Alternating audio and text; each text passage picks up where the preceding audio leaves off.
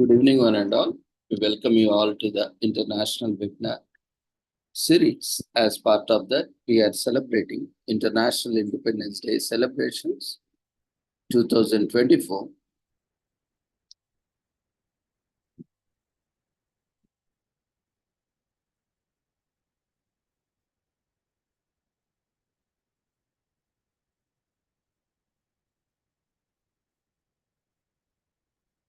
Good evening, one and all. We welcome you all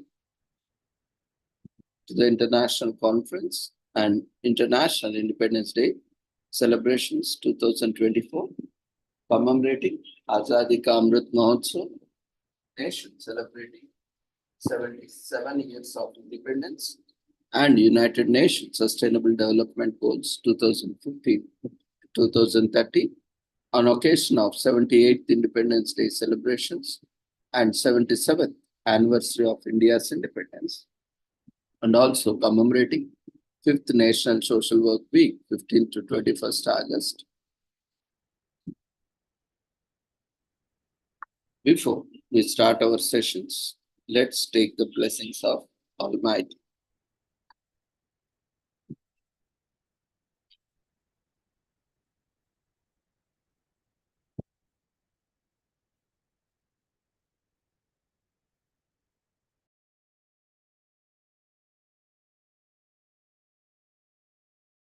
कुरुत्वं कल्याणम् आरोग्यं धनसम्पदः शुभं कुरुत्वं कल्याणम् आरोग्यं धनसम्पदः शत्रुबुद्धिविनाशाय दीपज्योतिर्नमोऽस्तुते दीपज्योतिर्नमोऽस्तुते शुभं कुरुत्वं कल्याणम् आरोग्यं धनसम्पदः शुभं कुरुत्वं कल्याणम् आरोग्यं धनसम्पदः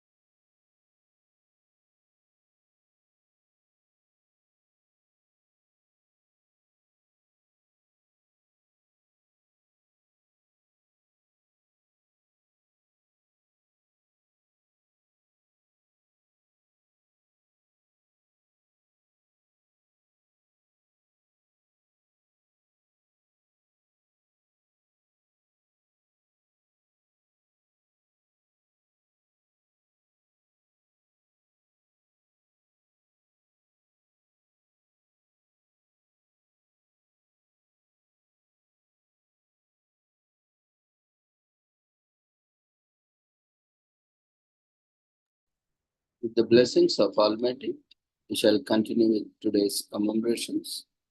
Today, we are celebrating Indonesia's Constitution Day in Indonesia. Constitution Day in Indonesia is observed on August 18th every year. The Constitution was established in 1945 at a meeting of the Preparatory Committee for Indonesian Independence in order to ensure unity after the declaration of independence of the Republic of Indonesia on August 17, 1945. This day coincides with the signing of the Proclamation of Indonesian Independence. Usually, the day is accompanied by patriotic speeches, parades, activities, and demonstrations. The people of Indonesia join the celebrations, and everyone is encouraged to celebrate the day together. The 1945 State Constitution of the Republic of Indonesia is the highest law in the land and is the basis for all Indonesian law. The Constitution was drafted in June, July, and August 1945, last months of the Japanese occupation of the Dutch East Indies at the end of World War II. In 1942, the Japanese invaded the Dutch East Indies, defeated the Dutch colonial regime, and occupied it during World War.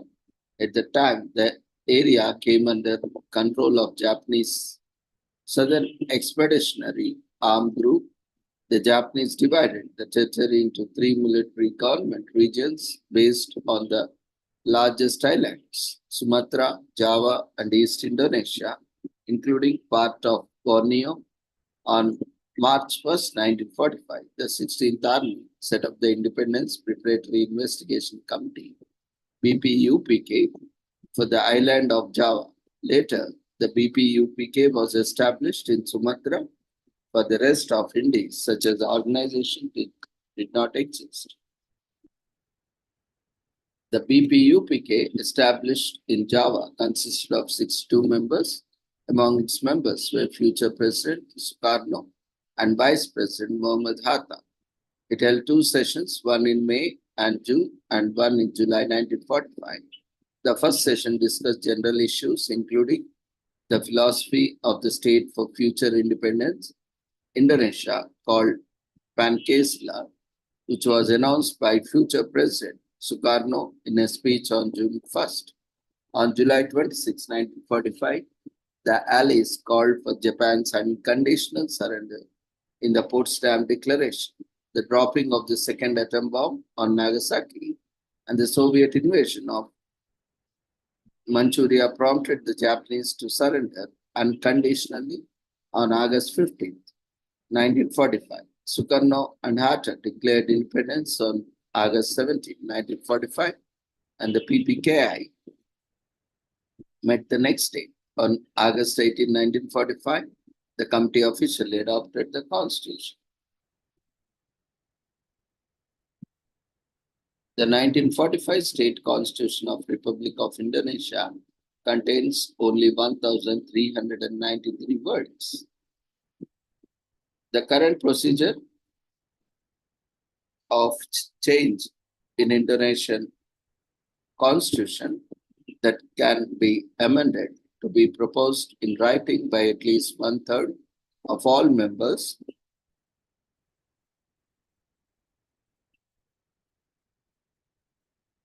the People's Consultative Assembly describing the proposed changes and justifying them. The Indonesian Constitution of 1945 is considered the shortest in the world. It is much shorter than the US Constitution.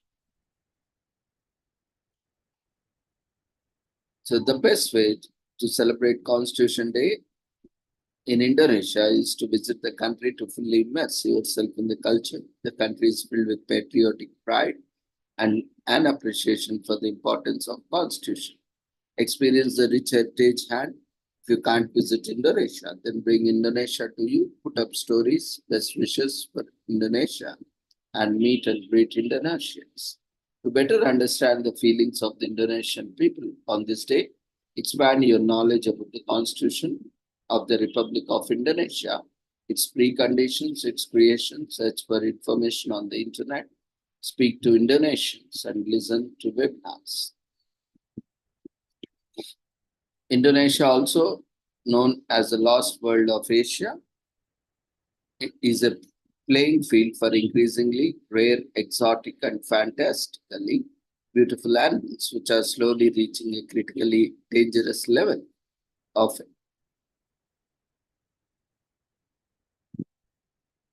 extinction, as it's home to over 100 endangered animals. The Rafflesia arnoldi, as known as the corpse lily, due to its unpleasant odor during flowering, is the biggest flower in the world that grows in the rainforest of Indonesia. Since Indonesia has almost 130 active volcanoes, it is located between the most active seismic zones on Earth, and it is the hottest spot on the Ring of Fire. Puncak Jaya is the highest peak of the Jaya Vijaya mountains in the province of Papua, which sits at an altitude of 16,023 feet above sea level. Once upon a time, in Palau Samosir, there lived the buttocks, who were cannibals and headhunters.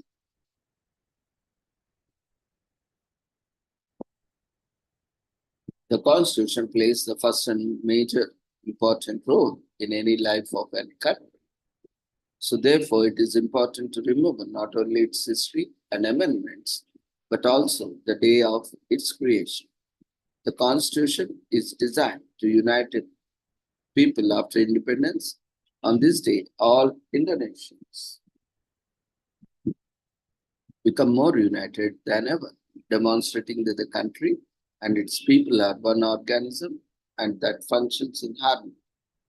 This day aims to create awareness about the Constitution. The Constitution regulates relations between the government and the people, contains human rights, and marks the existence of the country. Every citizen should realize the importance of the supreme law.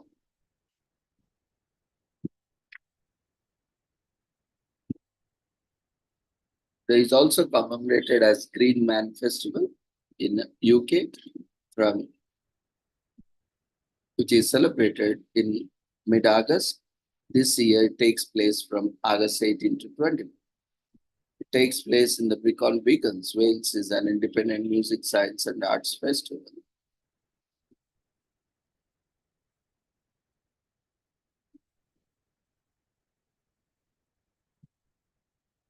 The site of the festival is sectioned into 10 parts.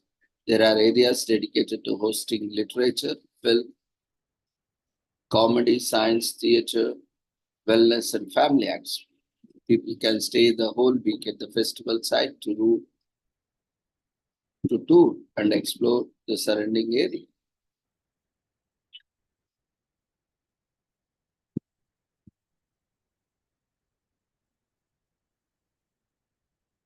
There is also commemorated as Spirit Festival in China.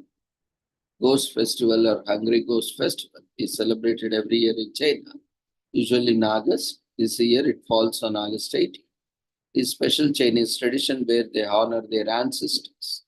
The popular folk tradition called Taoism includes days regarding dead people and their ghosts. These ghosts can be thousands of years old. It is believed that the spirits visit in the 7th month of lunar calendar. For this occurrence, people usually need to take special precautions and perform certain ceremonies. The festival is observed by many people around the country. It is a tradition that is still observed today. Ghost Festival is a day that usually takes place on the 15th day of 7th lunar month. This day usually falls in August in our Western calendar. It is traditionally observed by the people in China. Ghost Festival is just one of the numerous traditional festivals in China that are dedicated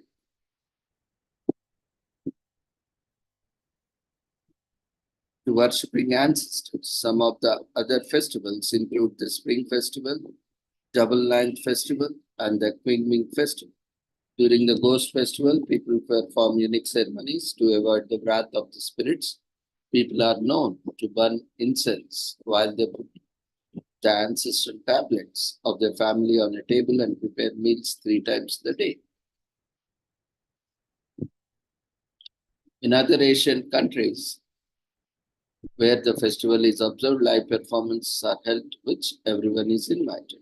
However, they usually leave the first row of seats as they believe the visiting ghosts are meant to sit there.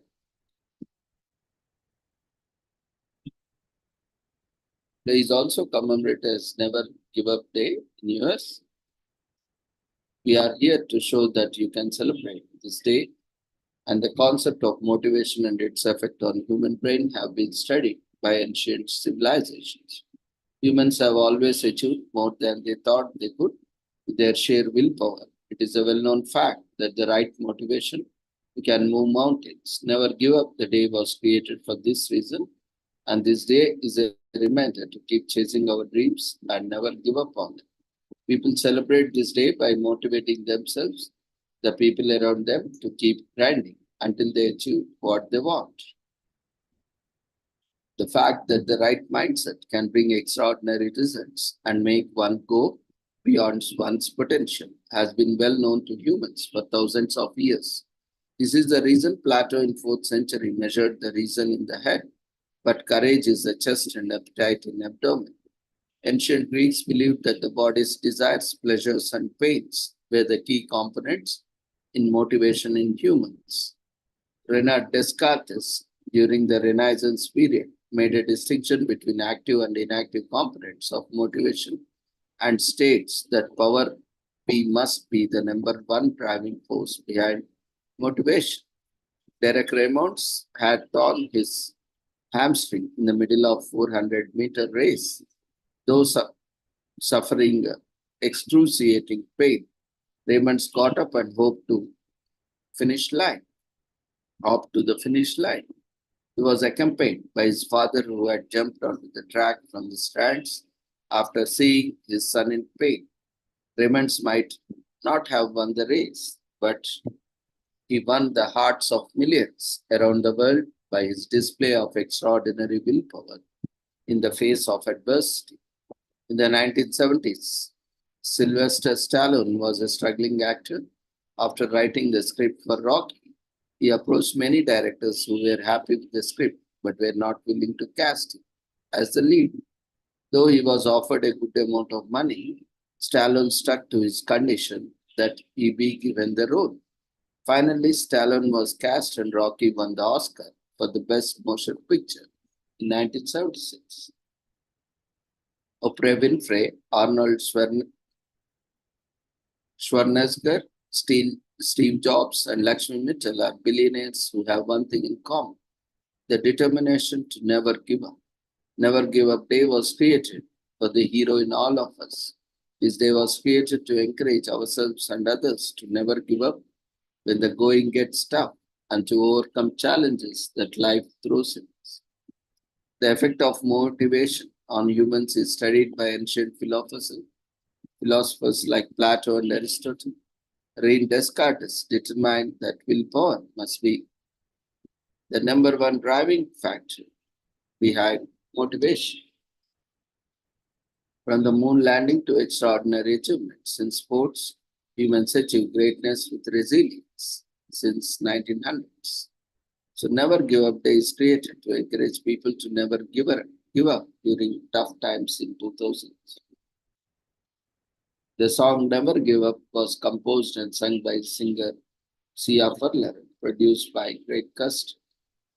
Winston Churchill addressed the students of Harrow School in the year 1941, where he made the famous speech, Never Give Up. He made the speech to encourage the youth to never give up fighting against tyranny of Nazi Germany. As humans, we tend to stop away before reaching our true potential. Many people don't realize how close they were to success before they quit. Hence, by never giving up, we are more likely to achieve greater things in life. If you have anybody in your friend circle, family who is going through a tough time, give them a call and tell them that they are not alone. You can also call and encourage anyone who is going to start a new venture.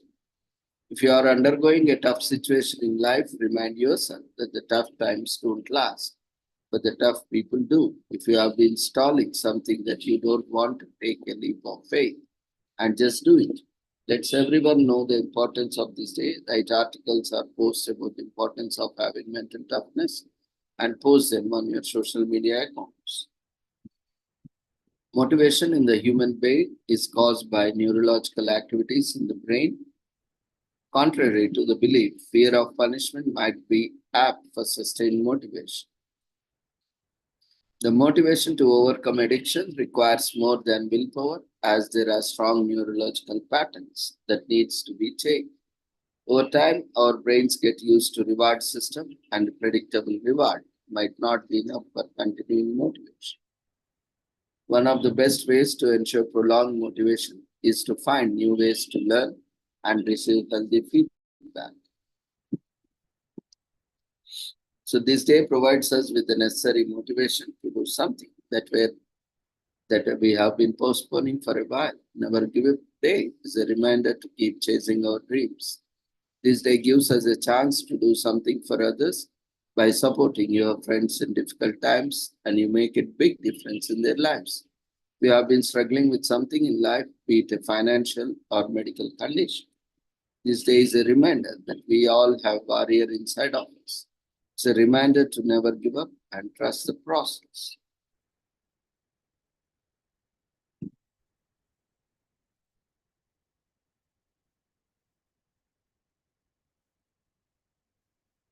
Today is also commemorated as Bad Poetry Day in US. Poetry is a powerful form of human expression, but not everyone subverts. Poetry, like other great weapons, may be used for good or evil, depending on who wields it. There is a lot of pressure to compose good poetry, from sonnets to haikus, free verse, and limericks. Bad Poetry Day is a perfect opportunity for newbies to test their waters, and even established poets can get a kick out of using their smarts to create awful verse.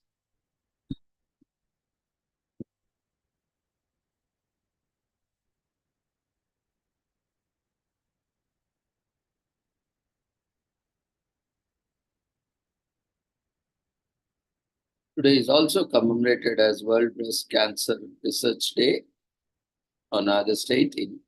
Is a cause that we are proud to celebrate. Breast cancer is a complicated disease. There's the physical and emotional suffering for those who are afflicted, and then the emotional turmoil for those who stand with their loved ones. Through that life-changing journey, we honor those who have gone through this harrowing ordeal. But today is more about those men and women who are doing everything in their power to combat this deadly disease.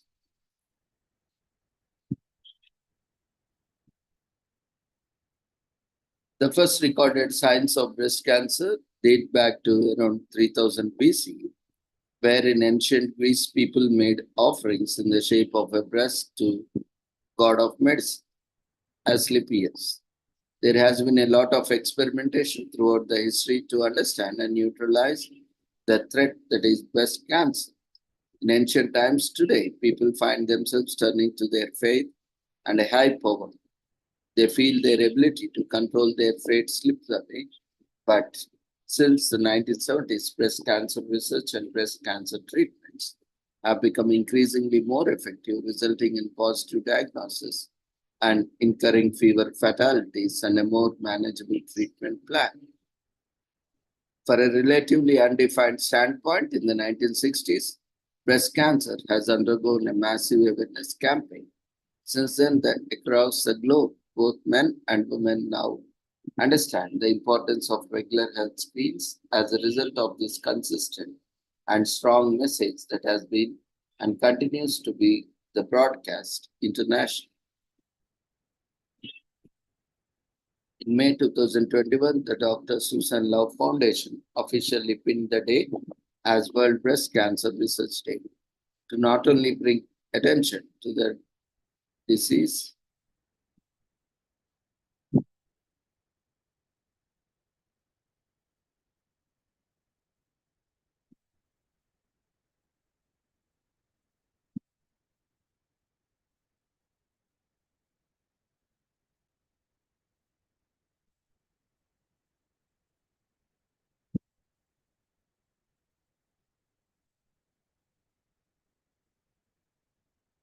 so from a relatively undefined standpoint in 1960s, breast cancer has undergone a massive awareness campaign since then. And across the globe, both men and women now understand the importance of regular health screens as a result of this consistent and strong message that has been and continues to be broadcast internationally. In May 2021, Dr. Susan Love Foundation officially pinned this day as World Breast Cancer Research Day to not only bring attention to the disease, but also to the amount of work and effort that has gone into understanding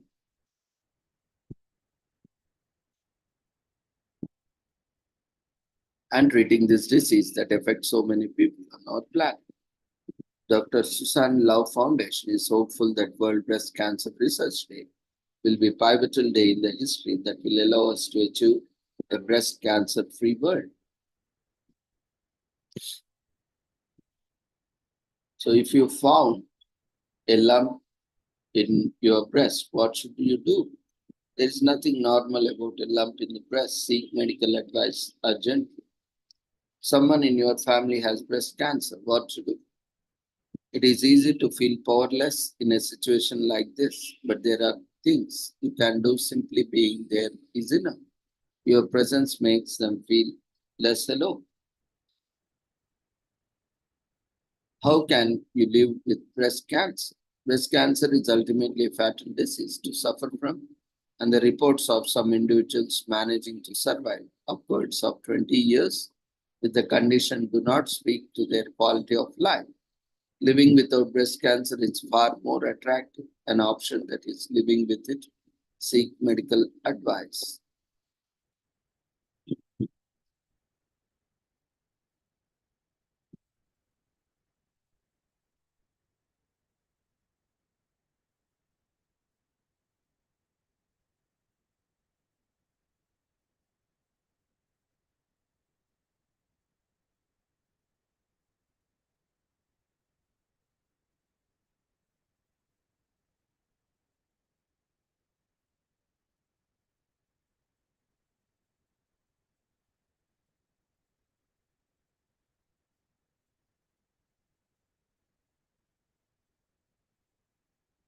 It is a worthy cause, and you never know how you may personally be impacted by breast cancer. So donate and support the fight for a cure.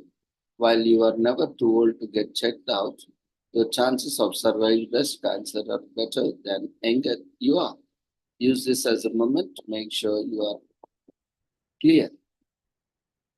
In 2020, 167 billion US dollars were spent on cancer research, and each year that number increases dramatically, desperate for the cure. Hope is not lost. Statistically, there is a 1 in 39% chance that a woman will die from breast cancer. So each year, around 255,000 cases of breast cancer are diagnosed in women, and thousands live with it. It's not just about getting older. Only 80% of women who suffer from breast cancer are over 45. Women and men are at risk no matter their age.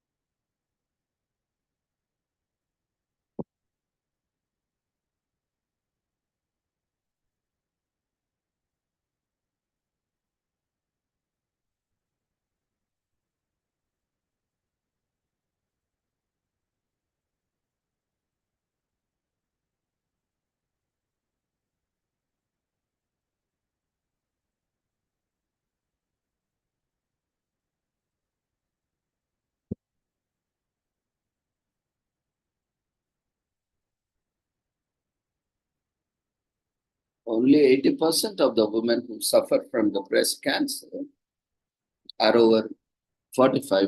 Women and men are at risk no matter their age. It's not just about getting older. And each year, about 2,300 men in the USA are diagnosed with breast cancer.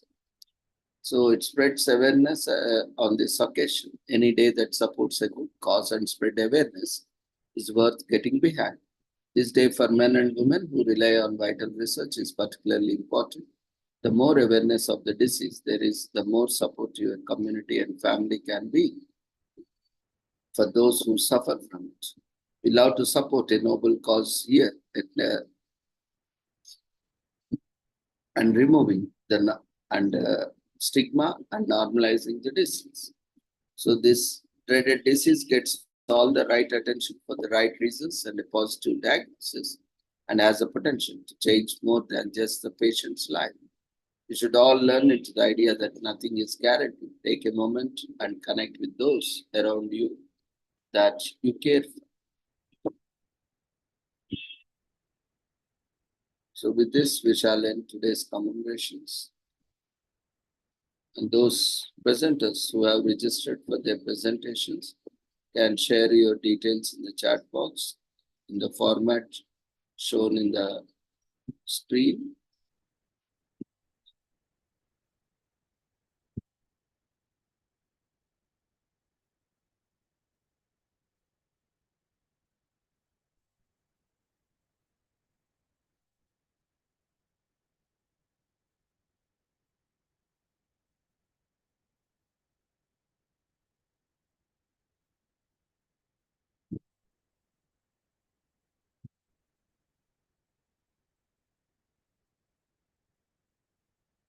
Anyone ready for their presentation?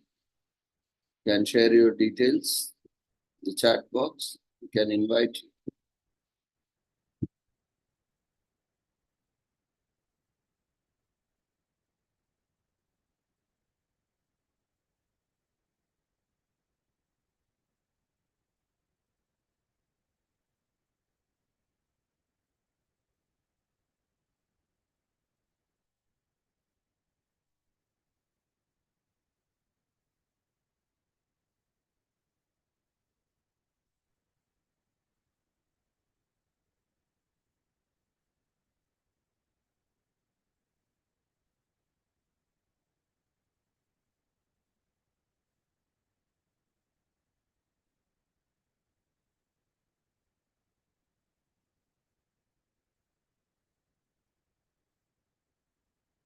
In the meanwhile, while others are sharing, what we can do is we can quickly look at some freedom fighters and then we can conclude. India is not only rich in diversity and culture, but also rich in the history. So, India was known as a golden bird due to its abundance of resources.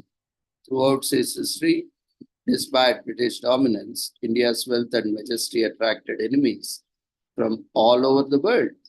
India ultimately declared independence from colonial dominance in 1947 after a protracted fight. Numerous freedom fighters of India have shed a lot of blood and effort to protect our country's glory. While some even gave their lives to attain independence, India Gate in Delhi was built as a homage to the millions of heroic freedom fighters who gave their lives for the freedom we enjoy today.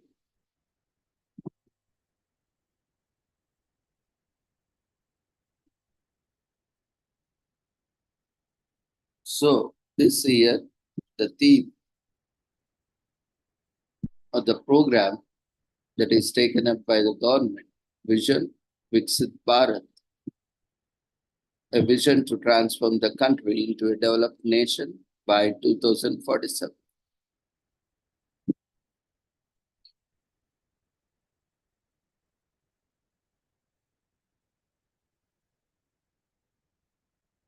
So let's look at some of the social reformers, social workers, and also freedom fighters. Sardar Vallabhbhai Patel, who is also known as Iron Man of India and Bismarck of India. Sardar Vallabhbhai Patel was one of the famous Indian freedom fighters, renowned for his bravery and epic from a very young age. Initially, a lawyer, Sardar Patel left the legal profession to fight for India's independence from British control. Following India's independence, he was appointed as the country's deputy prime minister and worked tirelessly to bring princely states into the Union of India. He also received the honorary Bharat Ratna for his hard work and dedication. Jawaharlal Nehru, who is popularly known as Chacha Nehru,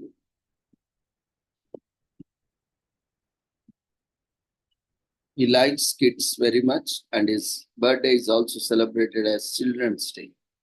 Nehru, who started out as a lawyer, became one of the most famous freedom fighters of India and politician. Mahatma Gandhi's attempts to free India from the British had a big impact on his fervor for the country's independence. He participated in the war for freedom, rose to the position of the president of the Indian National Congress, and finally was appointed the country's first prime minister upon independence. Mohandas Karamchand Gandhi, who is also known as father of the nation, earned the name because of his great Mahan deeds like non-violent movements.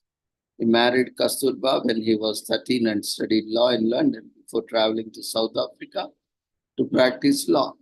There he was inspired to fight for human rights by seeing the racial discrimination towards some Indians. Gandhi fervently joined the liberation struggle after seeing how India was ruled by Englishmen, and one of the most influential freedom fighters of India led various non-violent protests against the British people in his quest for independence, including the Dandi March movement, Salt Satyagraha, which he took out his bare foot to remove the salt tax. Lal Bahadur Shastri was born in Mughalsarai, Uttar Pradesh in 1904. When he finished his studies at Kashi Vidyapit, he received the title Shastri Scholar. He was one of the most impactful freedom fighters of India who joined the Mahatma Gandhi-led Salt Satyagraha campaign, the civil disobedience movement, and the Quit India movement as a silent but active liberation warrior. Being an independence freedom fighter, he spent a lot of time behind bars. He left his office of the Home Minister upon he held the office of Home Minister upon India's independence before being elected as the second Prime Minister of India in 1960. The most popular phrase, slogan, Jai Jawan, Jai Kisan, was coined by him in 1965. Dr. Rajendra Prasad, the creator of Indian Constitution and the free country's first president, comes in a second on the list of the most famous freedom fighters in India. He was a fierce advocate for Mahatma Gandhi. In 1947, Dr. Rajendra Prasad, who served as India's first president from 1950 to 1962, saw his goal come true. There was also among the first Indian presidents to be elected to 2 consecutive terms. He raised money for the Searchlight and Desh during the independence movement, while also contributing articles to these periodicals. In 1962, Prasad also received the Bharat Ratna, the highest civilian honor.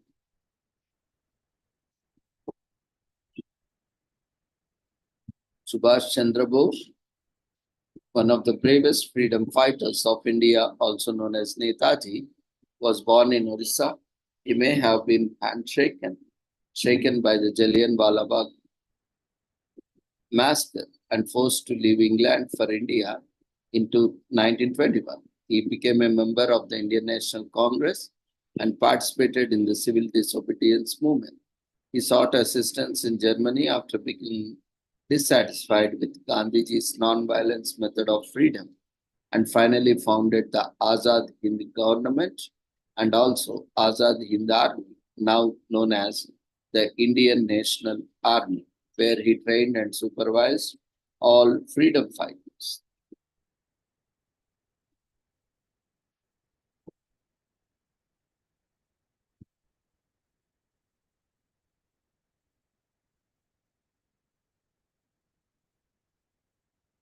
Lala Lajpat Rai is also known as Punjab Kesari, was an Indian author and one of the bravest national heroes of India. He was an extreme member of the Indian National Congress and a member of the Lal Bal Pal trio. He rose to the prominence in 1920 as a result of his leadership of the Punjab protest and non-cooperation movement. After the Jallianwala Bagh event, he passed away in 1928 during a Simon Commission protest after a harsh British lathi charge. Bhagat Singh was a well-known revolutionary and a contentious freedom fighter for India who eventually died as a proud martyr for his nation. He was born in Punjab in a Sikh family of independence warriors. Since he was a naturalized citizen, he joined the non-cooperation movement in 1921 to foster patriotism in Punjabi youth. He founded the Naujawan Bharat Sabha. The Chauri Chara massacre changed him completely. At the age of 23, he was hung to death by British colonizers. His enduring nickname is Shahid, Martyr Bhagat Singh, freedom fighter Bhagat Singh popularized the term Inqilab Zindabad and is eventually became the anthem of Indian independence struggle. Mangal Pandey was the first freedom fighter in the country despite being a soldier in the British Army. He rebelled when he learned that the cartridges the soldiers were given were lubricated with pig fat. For the first time, the Mangal Pandey inspired Indians by introducing the phrase Maro Firangi Go. His uprising served as a catalyst for the first liberation struggle. He was one of the earliest rebels to motivate young Indian soldiers to start the 1857 Great Rebellion, Indian Mutiny, also called the India's first war of independence. Nana Sahib, who headed a band of fervent rebels, made a crucial contribution to the 1857 insurrection. By slaughtering the forced survivors, he overran the British soldiers in Kanpur and threatened the British camp. In addition to being bold and brave, Nana Sahib was a talented administrator who organized and oversaw thousands of Indian warriors. He is one among the best Indian fighters of India. Bipin Chandrapal, one of the most important freedom fighters of India, passionately advocated for Swaraj, self-rule and Swadeshi self-reliance. As part of the influential Lal Pal trio, he inspired public sentiment against British colonialism through his compelling speeches, writings, and editorial work. Pal's strong nationalism and ability to inspire the masses played a crucial role.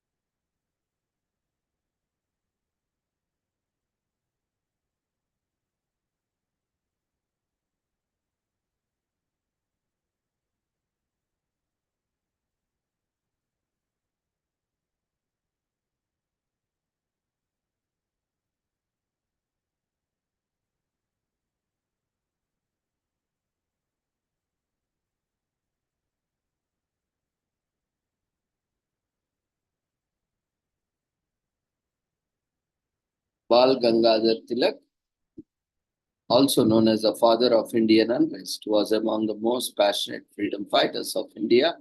His famous declaration, Swaraj is my birthright and I shall have it, inspired and mobilized the Indian people. Tilak's leadership and efforts were instrumental in the formation of All India Home Rule League, which played a crucial role in pushing for India's independence from British rule through widespread grassroots activism. Sarojini Naidu, who is the Nightingale of India, was a renowned poet and influential activist.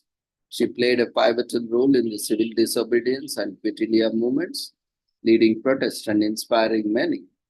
Naidu made history as the first woman president of Indian National Congress and later as the first woman governor of an Indian state, contributing significantly to Indian struggle for independence and post-independence governance. She is the most underrated freedom fighters of India who made great efforts for our nation. So more about these freedom fighters will be taken up by the presenters. Chandrasekhar Azad was one of the dynamic freedom fighters of India and a key member of Hindustani Socialist Republic Association, in short known as HSRA. He actively participated in several anti-British activities, most notably the Kankori train robbery, known for his unwavering commitment to freedom. Azad famously declared he would never be captured alive by the British. True to his word, he died in a dramatic shootout with the police, solidifying his legacy as the most fearless freedom fighters of India. Rani Lakshmi Bai, the valiant Queen of Jhansi, played a pivotal role in 1857 Indian rebellion against British, renowned for her exceptional bravery and strategic intelligence. She led her forces with remarkable courage. Her fierce resistance and defiant spirit made her an enduring symbol of India's fight for freedom, inspiring countless others to join the struggle against colonial oppression and the fight for their homeland's independence. These freedom fighters and their relentless struggle and sacrifice against British colonial rule not only paved the way for our nation's independence, but also instilled a deep sense of patriotism and unifying among Indians. These national heroes of India continue to inspire and remind us of the immense love they had for our motherland. Let us remember their contributions and strive to uphold the values and freedom they fought so valiantly for all of us.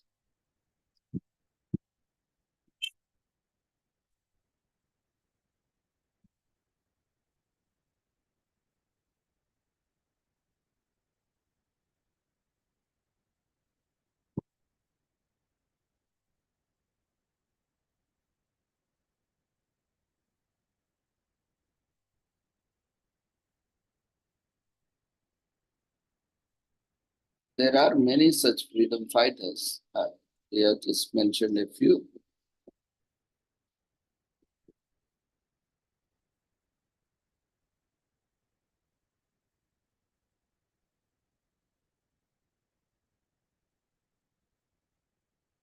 So we have with us Mary Florence Friedan. She will be talking on Sarojini Naidu, a social worker, social reformer, and a freedom fighter. She is a professional social worker and also a founder for Mary Florence Charitable Trust, and she is also an active participant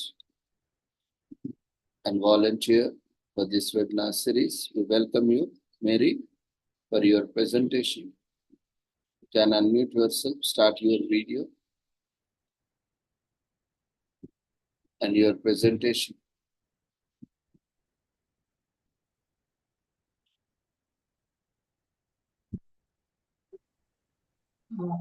Good evening, sir.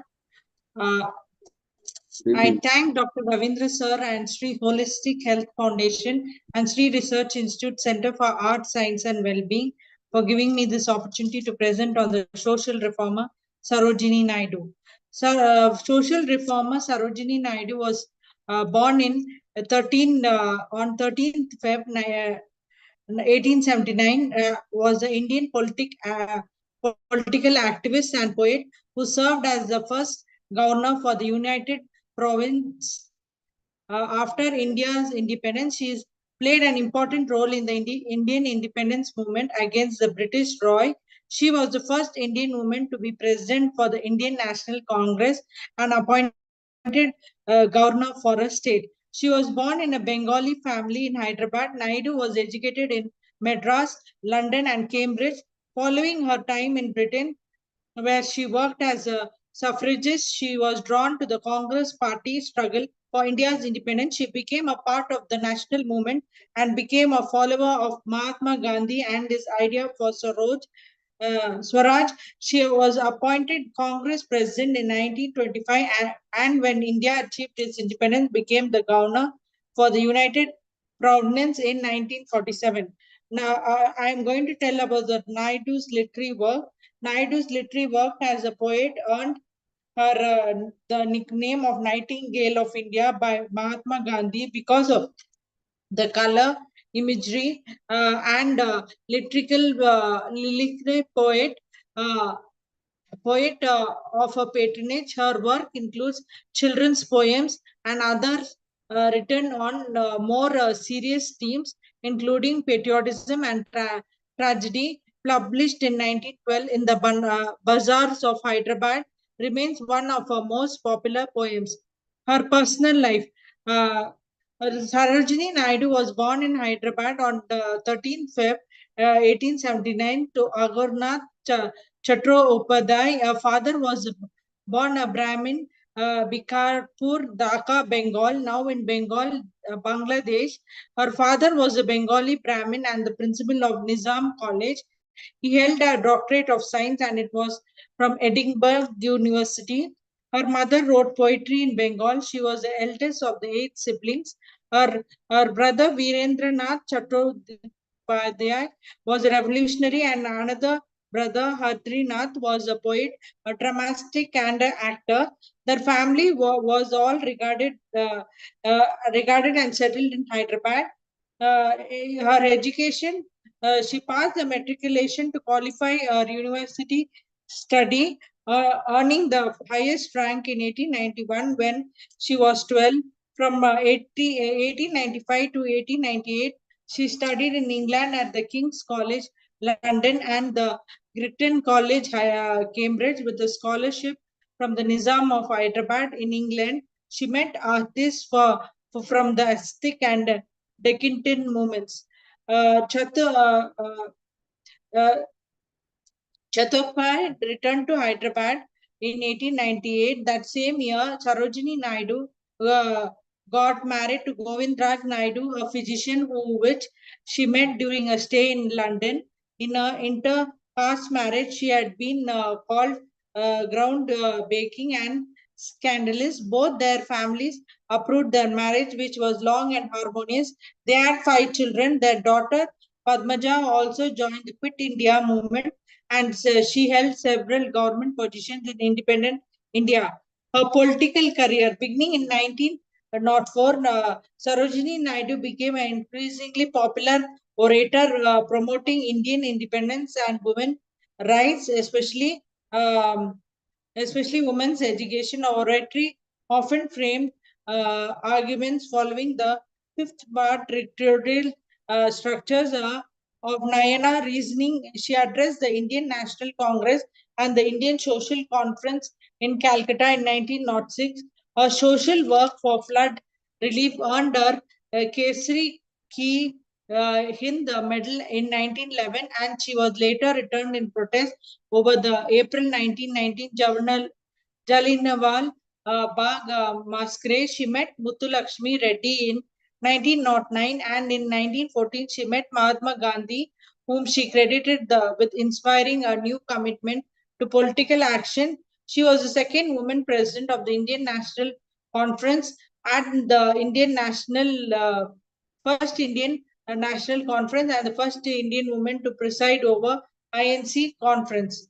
With Reddy, she helped established the Women's Indian Association in 1917. Later, the year Naidu accompanied a colleague, Annie Besant, who was the president of Home Rule League and Women's Indian Association, to advocate universal suffrage in front of the Joint Select Committee in London, United Kingdom.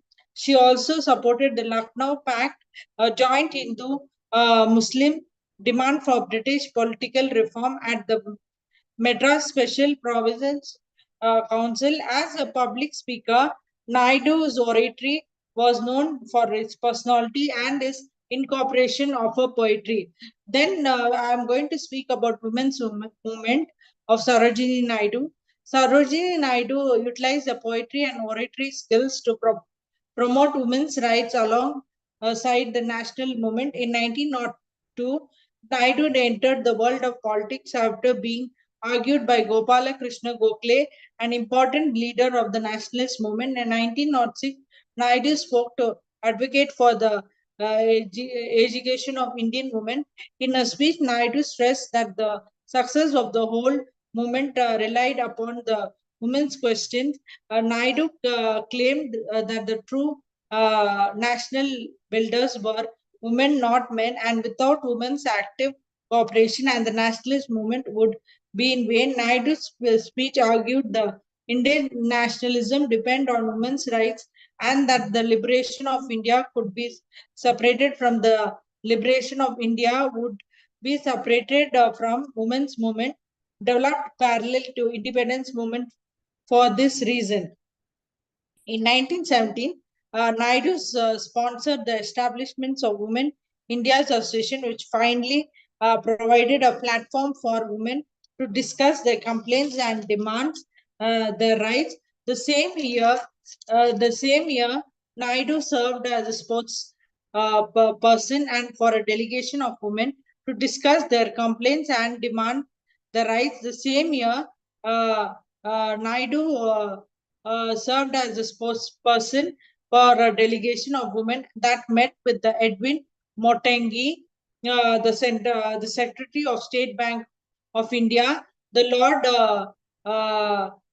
Chelmsford, the Viceroy of India, in order to discuss reforms. The delegation expressed women's support for the introduction of self-government in India and demanded that the people of India should be given the right to vote, for which women must be included. The delegation was followed up with public meetings and political conferences supporting the demands, making it a huge success. In 1918, Sarojini Naidu moved a resolution on women's franchise to the 18th session of the Bombay Provisional Conference and the special session of Congress held in Bombay. The purpose of the resolution was to have a record that the conference was in support of the enfranchisement of women in order to demonstrate to Montague that the men of India were not opposed to women's rights. In a speech at the conference, Naidu emphasized the influence of women in bringing out the political and spiritual unity in ancient India. She argued that the women had always played an important role in political life in India, and rather than going against traditions, women franchise would simply be giving back what theirs all belong. In a speech at the Bombay Special Congress, Naidu claimed that the right for franchise is a human right and not a monopoly of one sex only. She demanded the men of India to reflect on their humanity and restore their rights that belong to women. Throughout the speech, Naidu attempted to alleviate worries by reassuring that the women were only asking for the right to vote, not for any special privileges that would interfere with men. In fact, Naidu proposed nationalism, that women would lay the foundation for making women's franchise a necessity for the nation. Despite the increasing support of the women's suffrage in India, which was backed by the Indian National Congress, the Muslim League, uh, and others of the South Franchise Committee, a British committee, decided against granting franchise to women. Non-violent resistance. Naidu formed close ties with Mahatma Gandhi, Gopala Krishna Gokhale, Rabindranath Tagore, and Sarla Devi Chadurani. After 1970, she joined the Gandhi Satyagraha movement and of non-violent resistance against British rule. Naidu went to London in 1919 as a part of the continued efforts to advocate for independence from the British rule. The next year, she participated in the non-cooperation movement in India. Then she, government of United Provinces.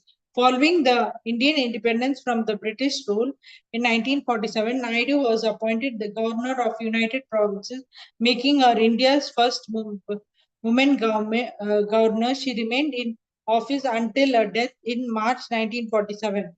Her writing career, Naidu began writing at the age of 12. Her play maker Munir, written in the Persian, impressed the Nizam of Kingdom of Hyderabad.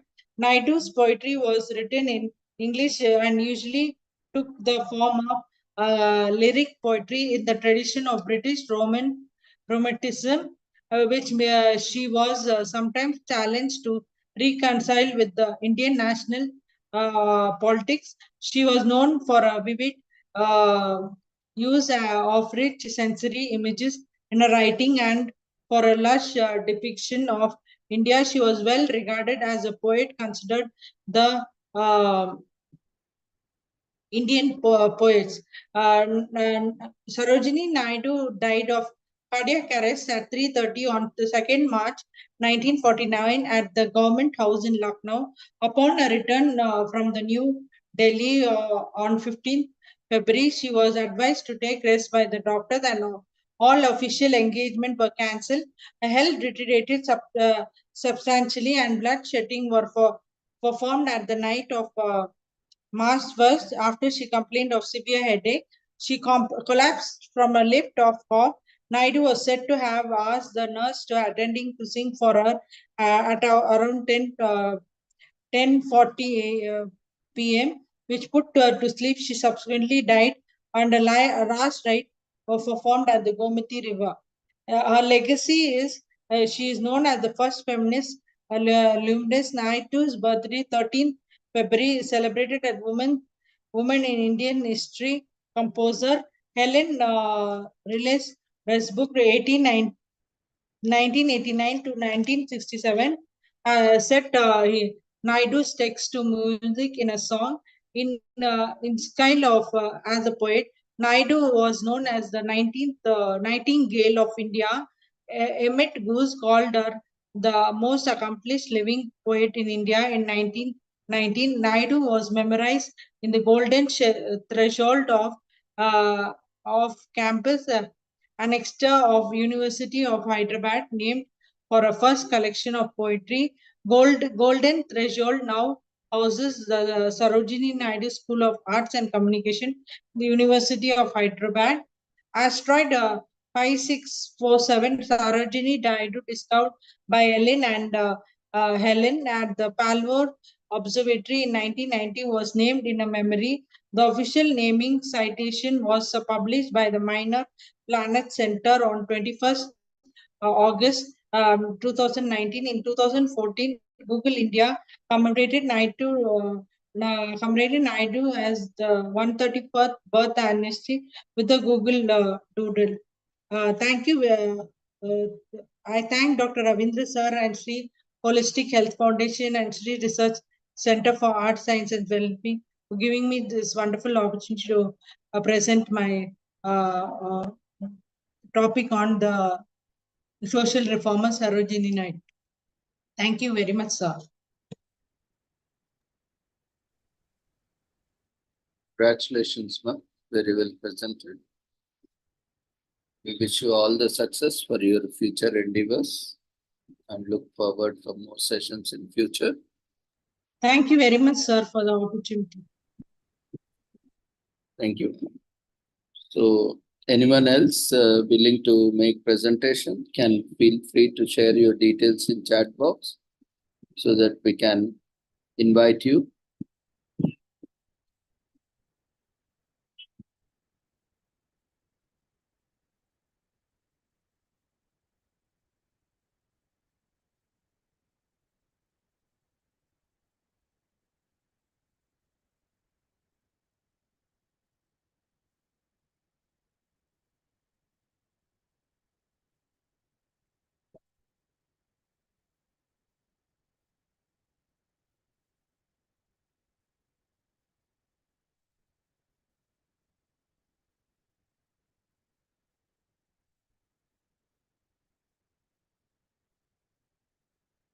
There are also various other freedom fighters who are very less known and who are not so popular, but had made significant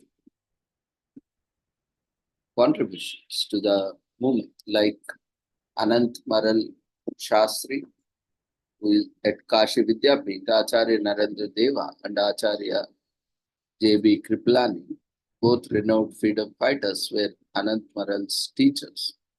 Lal Bahadur Shastri, who rose to become Prime Minister of India after the death of Pandit Jawaharlal Nehru, was his contemporary at Kashi Vidyapith. There was a 2-year period between 1930 and 1932 during the civil disobedience movement when the British had gagged the press.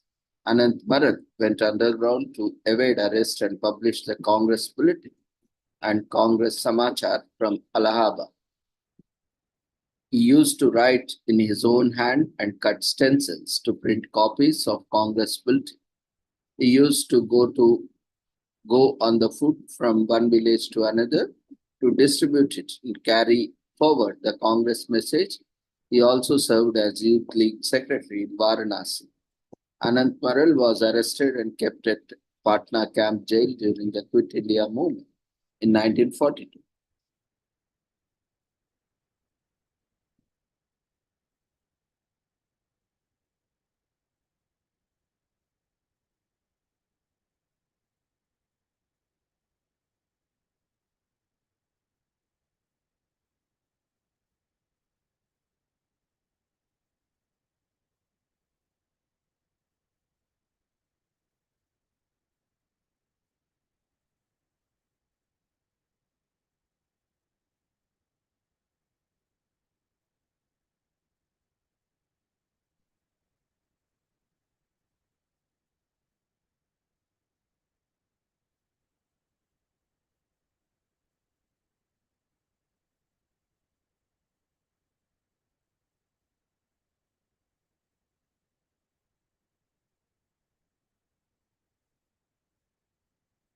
Dadabhai Naroji, who is also known as the Grand Old Man of India, Dadabhai Naroji was born in Navsari, Gujarat, within a Parsi Zoroastrian family.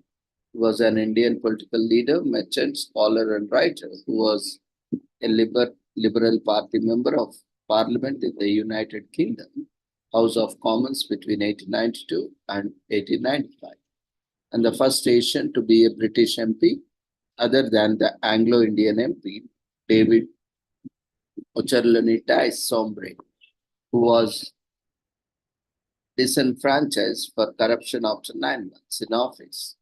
Naroji is renowned for his work in the Indian National Congress, of which he was one of the founding members, and thrice in 1886, 1893, and 1906, elected president. Dadabhai Naroji is regarded as one of the most important Indians during the birth of nascent independence movement. In his writings, he came to conclusion that the exertion of foreign rule over India was not favorable for the nation, and that independence, or at the very least responsible government, would be the better path for India.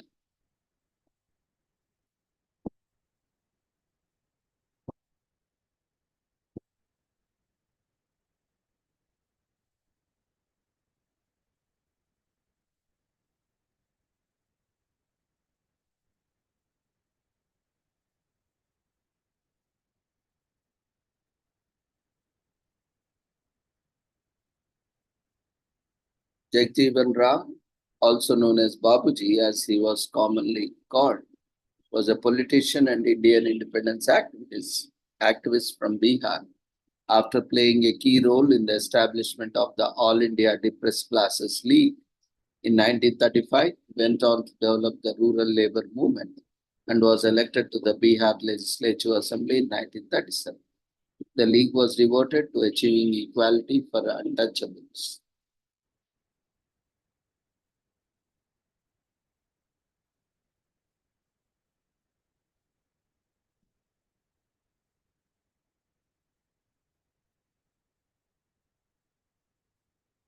Kanneganti Hanumanthulu, a freedom fighter and farmer leader who spearheaded the Palnadu rebellion as part of the non-cooperation movement. Hanumantu mobilized people to not pay the Ullari tax and organized a social boycott of British officials.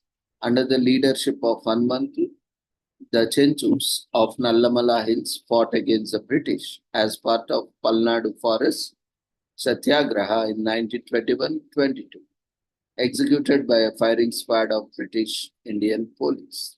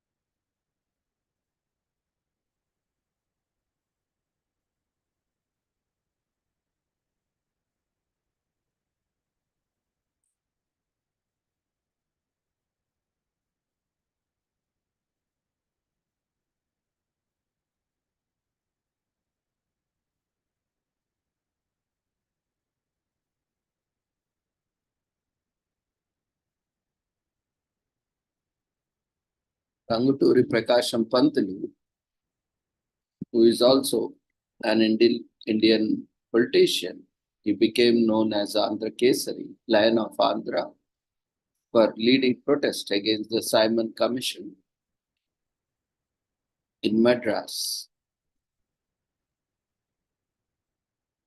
Tanguturi Prakasham, popularly known as Tanguturi Prakasham Pantulu, was an Indian jurist, political leader, social reformer, and anti-colonial nationalist who also served as Prime Minister of the Madras Presidency.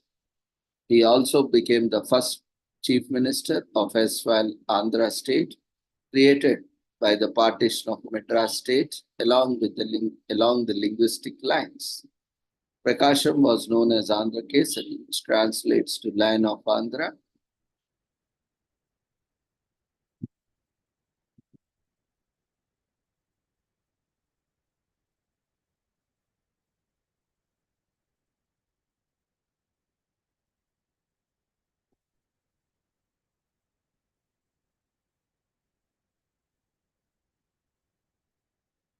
When the Simon Commission visited India, public decided to boycott it with the slogan, Simon Go Back. There was a host of reasons for this boycott, the most important being that the commission did not have a single Indian in its ranks. The commission was greeted with demonstration of black flags wherever it went. When the commission visited Madras on 3rd February 1928, Prakasham Pantulu gave the slogan, Go Back Simon Commission. The English soldiers warned the demonstrators, headed by Prakasham. They threatened to shoot if the demonstrator moved an inch forward. Prakasham Pantulu, bearing his chest, came forward. This made the British soldiers dumbstruck. This exemplary courage earned him the title Andhra Kesari. After this incident, he was known respectfully as Andhra Kesari, the Lion of Andhra. In 1930, when the Congress party wanted all the legislatures to resign, he did so, but was not convinced about its alternative program, and hence contested and won the by-election. He joined the Congress party led by Madan Mohan Malaviya, but resigned from it as well as and persuaded others to do so after Mahatma Gandhi and the Congress party broke the salt tax law with the Dandi March. Prakasham also resigned as a legislator and was at the forefront in breaking the tax law at Madras. In the meanwhile, he had to suspend the publication of Swarajya due to high deposit demanded by the government. It was revived after the Gandhi-Irwin Pact of 1931, but it had to be suspended again due to cash flow problems. Unsuccessful attempts were made to restart it again in 1935.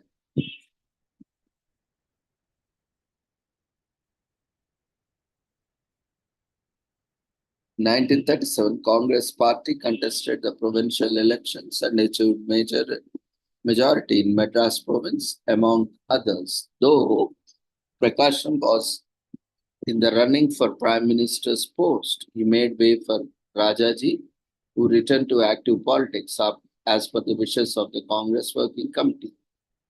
Prakasham became the Revenue Minister. His major contribution was the founding and chairing of the Zamindari Inquiry Committee, which looked at the structural distortions in agriculture perpetrated due to Zamindari system, followed by the British government. With the onset of World War II, the Congress ministries resigned from office as they were not consulted by the government about India's participation. Prakasham was the first prominent leader from southern India to offer individual satyagraha against the war effort in 1940.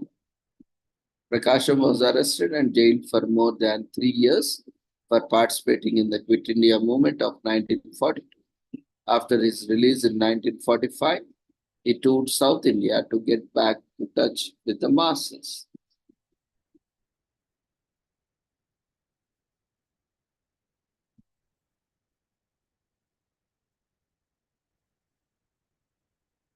During his tenure as premier, Prakasham publicly declared his intention to scrap all existing textile industries in the province and replace them with khadi, manufacturing and weaving units. In February 1947, communists broke into a full-scale revolt. On Vallabhbhai Patel's advice, Prakasham responded with widespread arrests and tough crackdown on arsonists.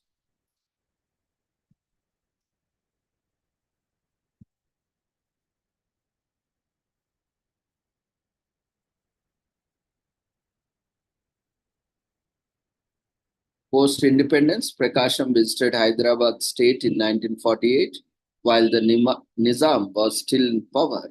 Although Prime Minister Jawaharlal Nehru warned against his doing so because of concern for his personal safety, he met Qasim Rizvi, the leader of the Razakars, and warned him about pushing his luck too far. In 1952, he formed the Hyderabad State Praja Party, Hyderabad State People's Party, and ensured that all the sitting ministers of the Congress Party were defeated. However, Praja Party could not come into power by its own, and the coalition that he put together collapsed even before a show of strength could be contemplated. Meanwhile, in December 1952, Potti Sriramulu died fasting for the cause of separate state for Telugu-speaking people. On 1st October 1953, the state of Andhra was created and Prakasham was unanimous choice for the chief minister of the new state. It was not only the party's choice, but the people's choice too. However, due to corruption charges and opposition from the communists and halting support from the socialists, the government fell after a year. Midterm elections were held in 1955, by which Prakasham had more or less retired from active politics. On 1st November 1956, Telugu-speaking parts of erstwhile Hyderabad state were merged with Andhra state to form Andhra Pradesh. Marathi-speaking parts Aurangabad region of the Hyderabad state were merged with Bombay state, which later split into Gujarat and Maharashtra, and Kannada-speaking parts, Gulbarga region, were merged with the Mysore state. Neelam Sanjeev Reddy, a future president of India and a staunch follower of Prakasham, became the chief minister. Prakasham was active in touring the state promoting Harijan issues, that is, Dalit issues.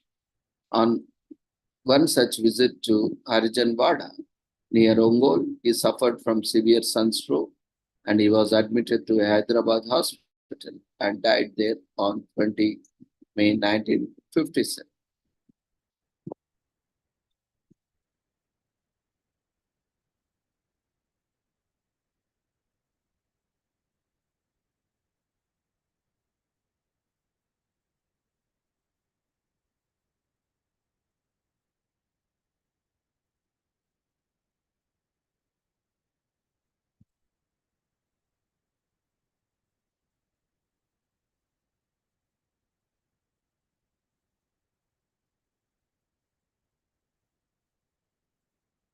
There are many such freedom fighters, social reformers, and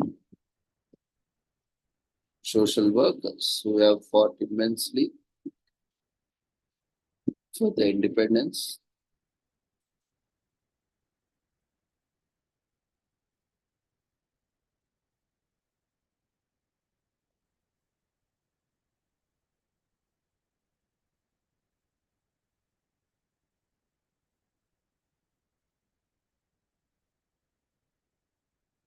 Like Uyyalavada Narasimha Reddy, who was an Indian freedom fighter and leader, son of former Telugu Palagaru Mallareddy and Seethamma. Narasimha Reddy was born in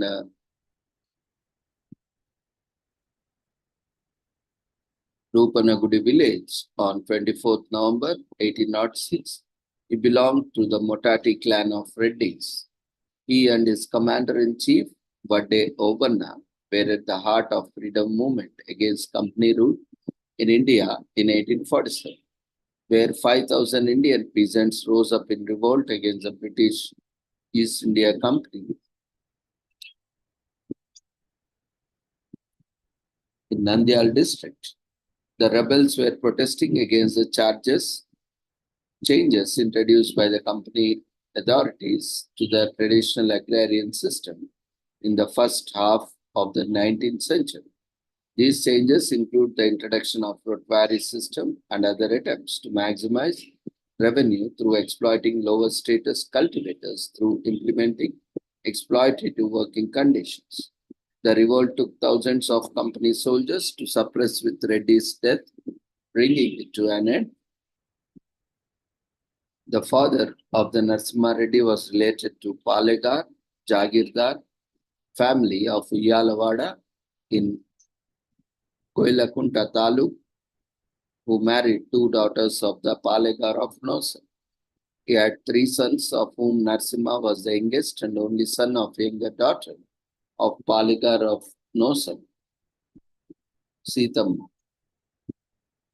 The British East India Company's introduction to the Chennai presidency of the 1803 permanent settlement, which had first been enacted in Bengal presidency 10 years previously, replaced the agrarian socio-economic status quo with a more egalitarian arrangement where anyone could cultivate, provided that they paid a fixed sum to the East India Company for the privilege of doing so. The Palegars and other higher status people who preferred the old agrarian system represented the decadent social order, wherein many caste upstarts and were also in the heirs of social system, in which various orders of Hindu society were integrated through ages. These people were dispossessed of their lands, which were then redistributed, but the primary purpose of the changes was to increase production rather than to restructure the social order. In some cases, it coincided with a punishment because many among the disposed were those who had recently been involved in fighting the East India Company. In the Palegar Wars, some received pensions in lieu of lost lands, but at inconsistent rates. The changes, which included the introduction of the rotwari system and other attempts to maximize revenue, deprived village headmen and other higher status people of their role as revenue collectors and position as landholders, which also impacting on lower status cultivators by depleting their crops and leaving them impoverished. The population came to the view that East India Company were economically exploiting them and that those who were dependent on the traditional system no longer had means of making a living. As the old order collapsed into disarray, the once authoritative Palegars, including Narasimha Reddy, became the focus of attention. From sufferers whose pleas fell on deaf ears, the Palegars saw a chance to mobilize peasant opposition, both for genuine social reasons. Narasimha Reddy's own objections too was based on their outcomes. Compared to the Palegar of Nosam, the person marched the pension awarded to his family upon their dispersion was paltry, and the authorities refused to increase it by distributing some of the Nosam monies when that later family became extinct in 1821. At the same time, some of its relatives were facing proposals for further reductions in their land rights, including by a reform to the village policing system. So things came to an end to a head in 1846, when the company authorities assumed land rights previously held by various people who had died in the villages of Gudladurti, Koilakuntla, and Nosu. Encouraged by the discontent of others, Reddy became the figurehead for an uprising. An armed group initially comprising those dispossessed of Inam lands around Koilakuntla was led by the Reddy's right-hand man, Vade Obanna, in July 1846. The acting collector of the area, Lord Cochrane, believed that Reddy had material support from fellow pensioners in Bhagyanagar and Kurnool, whose land rights had also been appropriated. The group soon attracted support from peasantry and was reported by company authorities to have rampaged in Koilakuntla, taking back the looted treasury there and evading the police before killing several officers at Mittapalli.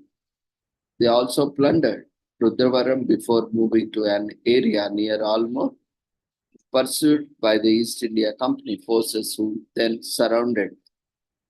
The battle between Obanna's 5,000 strong band of rebels and a much smaller British contingent then took place, with around 200 of the rebels being killed and others captured before they were able to break out in the direction of Koilakuntla.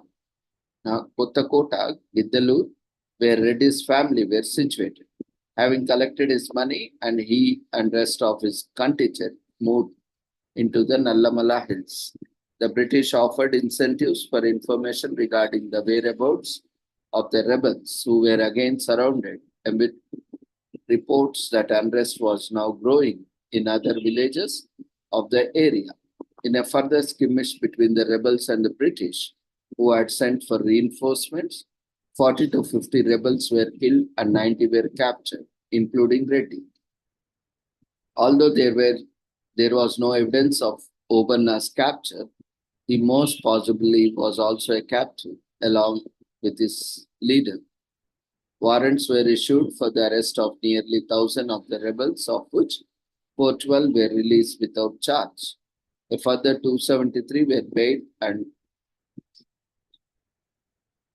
112 were convicted. Reddy too was convicted and in his case received the death penalty. On 22nd February 1847, he was executed in Koilakuntla in front of a crowd of over 2,000 people. So Reddy's head on the fort wall was in the public view until 1877. The East India Company reported in their district manual of 1886 that since 1839, nothing of political importance has occurred unless we mention the disturbance in 1847 caused by Narasimha Reddy, a pensioned Palegar of Uyalavada in Koilakuntla Taluk, then part of Kadapa district. He received a pension of rupees 11 a month as a grandson of Jairam Reddy, the last powerful Zamindar of Nosam. He was sorely disappointed when the government refused to pay him any portion of the lapsed pension of that family. Just before this time, the question of resuming Kattubadi imams was brought under the consideration of government, which made the Kattubadis discontent. Narasimha Reddy collected these men and attacked the Koilakuntla treasury. He moved from place to place and sheltered himself in Tepi hill forts of the Erramalas and Nallamalas, and though pursued by troops from Kadapa and Kurnool, he continued to commit his ravages in Koilakuntla and Kambam. At Giddalur, he gave battle to the Lieutenant Watson and killed the Tahsildar of Kambam. He then escaped into Nallamalas and after roving about the hills of several months, was caught near Persomala on a hill in Koilakuntla Taluk and hanged. His head remained hung on the gibbet in the fort until 1877, when the scaffold finally fell into decay.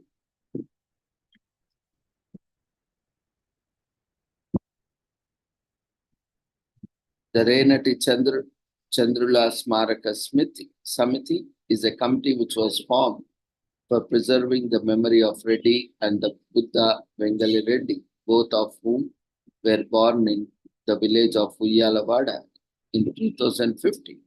It published a book in both Telugu and English titled Renati Surya Chandru. the sun and moon of Reynard. On 25th March 2021, the Kurnool Airport at Urvakal has been named as Uyalavada Narasimha Reddy Airport.